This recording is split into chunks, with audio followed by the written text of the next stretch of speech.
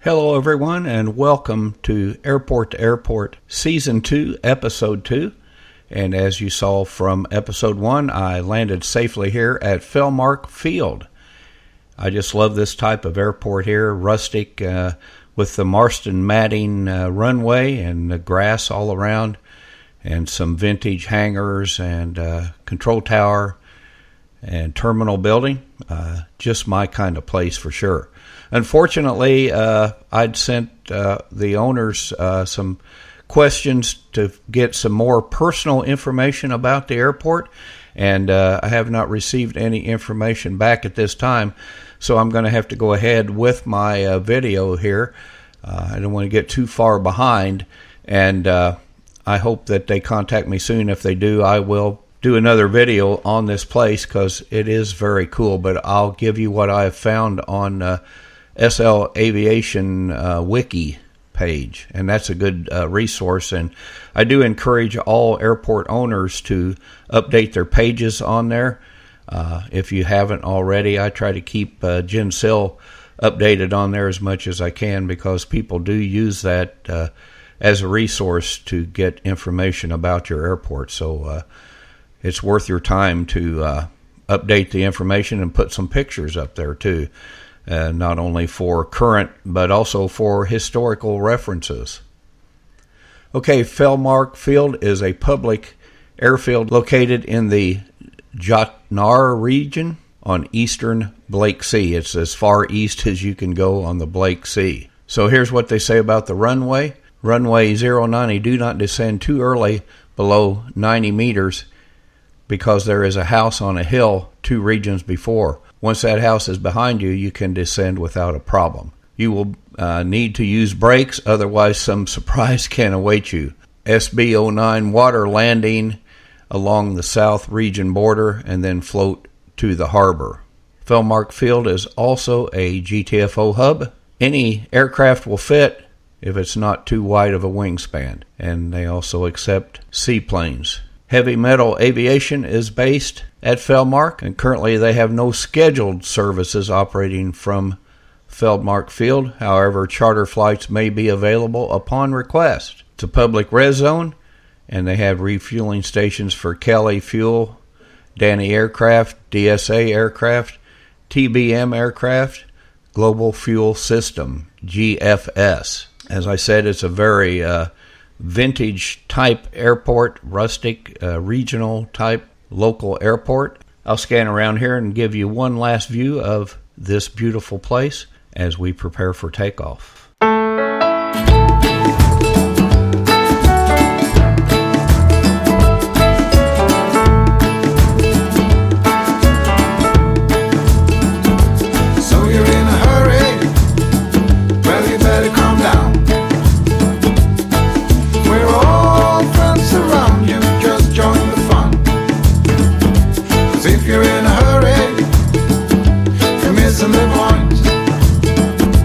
Should enjoy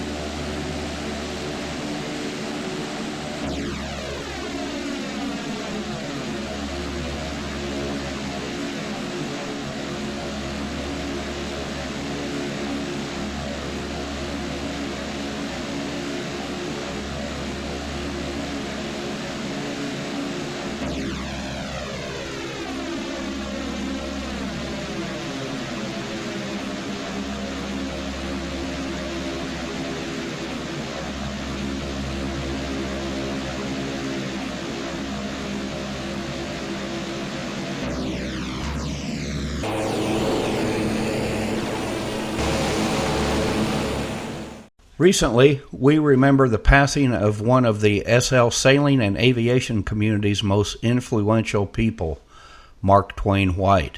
I met Mark for the first time while I was conducting a non-combat mission with the Flying Tigers in the Blake Sea. We were on a grid flight and had several planes in the air.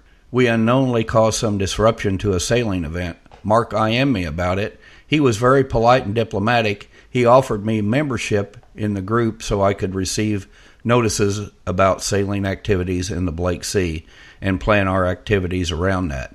Sometime later, I was getting into recording videos in SL, I think it was around 2011, and I had an idea to do a TV magazine type show that would feature people, places, and events in the aviation communities. I made a pilot episode, which I have to be honest with you was pretty bad. My idea was to send the pilot to the SL TV group and see if I could get a job there doing my aviation magazine. I knew Mark had done videos with them, so I asked him for some help getting in the door. I sent him the link to my video. A day or two later, he IM'd me and invited me over to his place for a chat. He was very gracious but direct. He said my video was terrible and he couldn't send it on to the management of SL TV. But he went on to give me some very detailed pointers on how to improve my video work. Even though my feelings were a bit bruised, I worked on the things he suggested. Sometime in 2012, with the help of my good friends Deirdre Faulds and Devin Smythe, I produced my first halfway decent video production called Operation Shingle.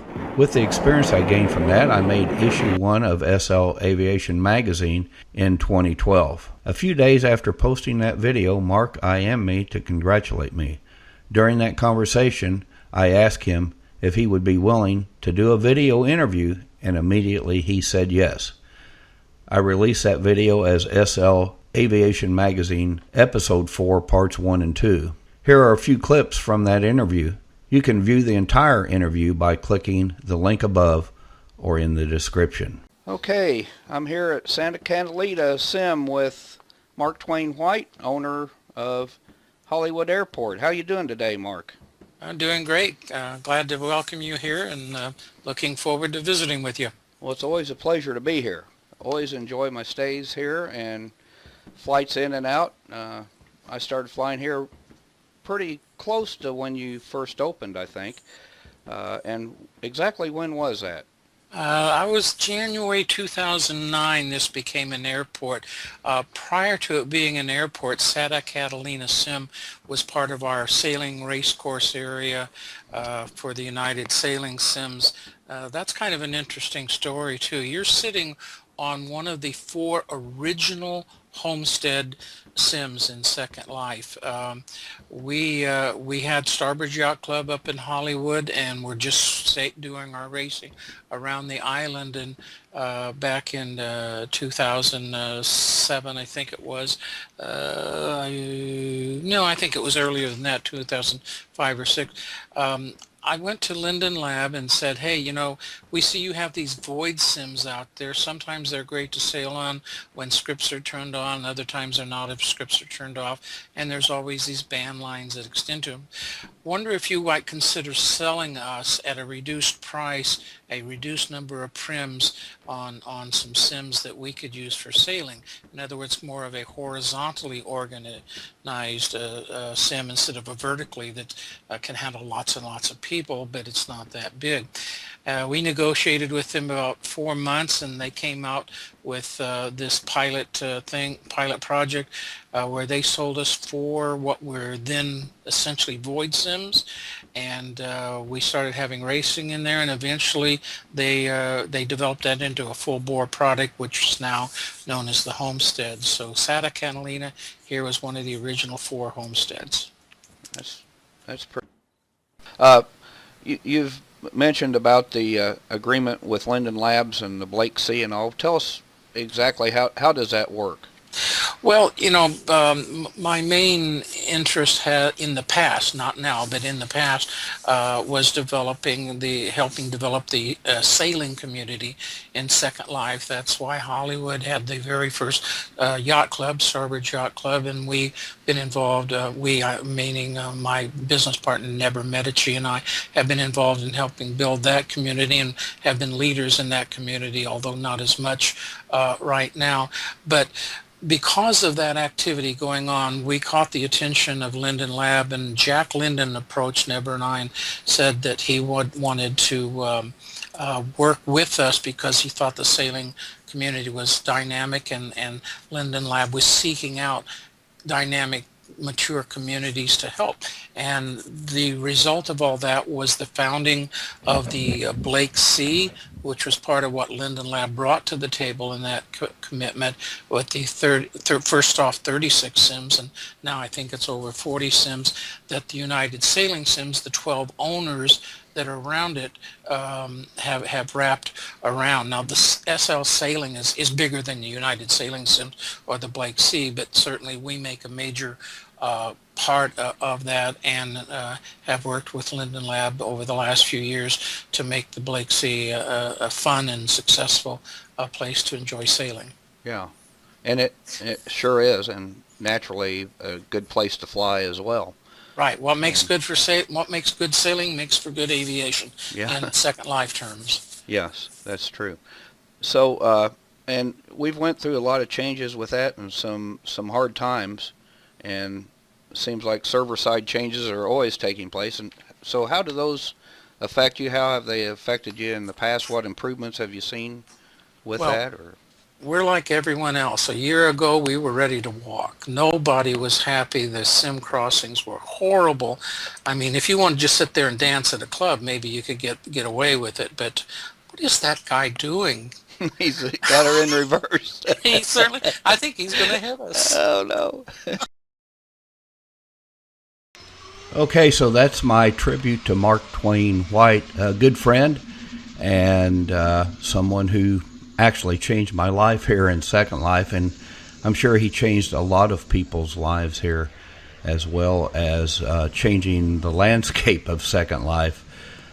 As you can see here, his businesses expanded as time went on here, and he had done quite a bit here to provide an awesome place for us to play, and we do appreciate that, Mark. I do appreciate everything that you did for me as far as the video work and some other things, and I really do appreciate it. May you rest in peace, and my condolences to Mark's family and loved ones. So thank you very much. As we prepare for takeoff here, as we leave Hollywood, I'll be flying to Cluis Regional Airport, one of the newest airports on the grid, maybe the newest airport on the grid, owned by David Lee. So in Airport to Airport Season 2, Episode 3, we'll be talking to David Lee about his new airport and some other things as well. So I'll be taking off here and landing there in Episode 3. So I hope you all have a good one, and I'll see you all next time.